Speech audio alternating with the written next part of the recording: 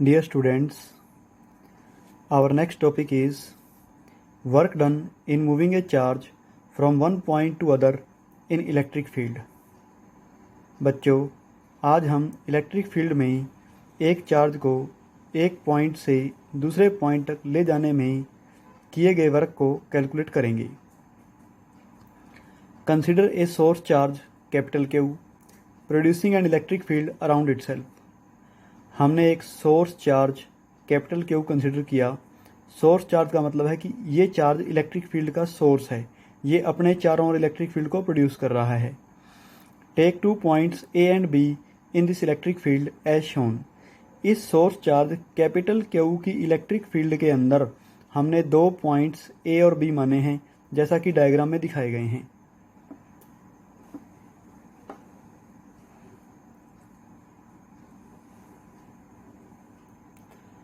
Let we want to move a test charge Q naught from point B to point A with constant velocity against repulsive force of source charge. अब ये source charge capital Q B point पर रखे गए test charge small Q naught को repel करेगा, क्योंकि दोनों charge positive है इसलिए रिपेल करेंगे. और हम इस रिपल्शन के against test charge Q naught को B से A पर लेके जाना चाहते हैं. Let we displace the test charge Q naught by small displacement dx towards point A. मान लेते हैं कि हम टेस्ट चार्ज Q naught को B से A की तरफ थोड़ी सी डिस्प्लेसमेंट dx मूव करवाते हैं. Then small work done by external force in doing so will be. ऐसा करने पर जो स्मॉल वर्क होगा वो स्मॉल वर्क कितना होगा? वो small work dw is equal to F external into dx. आपको पता है कि वर्क होता है फोर्स इंटू डिस्प्लेसमेंट, तो वर्क यहाँ पर एक्सटर्नल फोर्स ने करना है, इसलिए F external dot D X आएगा. और डॉट प्रोडक्ट को सोल्व करेंगे तो F external D X into cos 0 degree. 0 degree इसलिए आया क्योंकि एक्सटर्नल फोर्स की डायरेक्शन और डिस्प्लेसमेंट डी एक्स की डायरेक्शन सेम है.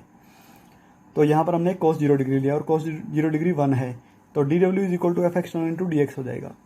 अब हमने इस चार्ज को कॉन्स्टेंट वेलोसिटी से लेके जाना है. कॉन्स्टेंट वेलोसिटी मतलब एक्सेलरेशन 0, और एक्सेलरेशन 0 मतलब नेट फोर्स 0 होनी चाहिए. नेट फोर्स 0 होने के लिए हमारी फोर्स इलेक्ट्रिक फोर्स के इक्वलेंट अपोजिट होनी चाहिए, जैसा कि ऊपर डायग्राम में दिखाया भी गया था कि एफ ई और एफ एक्सटर्नल दोनों इक्वलेंट अपोजिट हैं. तो यहाँ पर हमने एफ एक्सटर्नल की जगह माइनस एफ ई मतलब इलेक्ट्रिक फोर्स यूज़ किया है. दोनों फोर्सेज इक्वलेंट अपोजिट हैं. और electric force between two charges का फॉर्मूला आपको पता है, जो कि आप कूलम लॉ से निकालते हो, वो होती है के Q1 Q2 by r square. वही फॉर्मूला हमने यहाँ पर यूज़ किया है.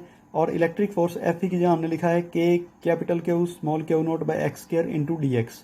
तो ये हमारे पास small work done in moving the test charge Q naught from B towards point A for small displacement D X का फॉर्मूला आ गया. इस फॉर्मूले की हेल्प से अब हम टोटल वर्क डन को कैलकुलेट करेंगे.